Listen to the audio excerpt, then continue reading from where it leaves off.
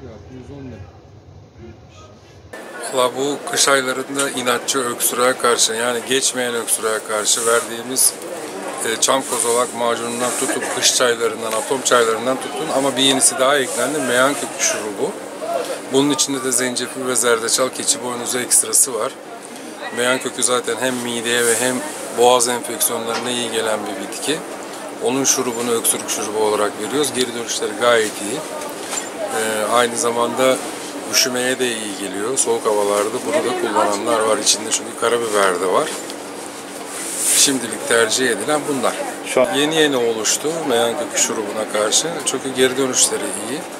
En azından gece tutan öksürüklerde daha rahat uyuma sağlıyor.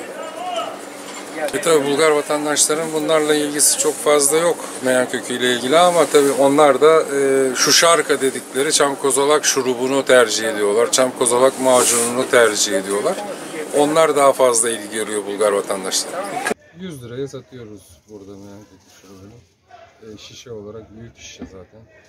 Genel aileye de yetecek kadar var içinde. Bir ay kullanabilirler. Şurup kaşığıyla içiliyor zaten.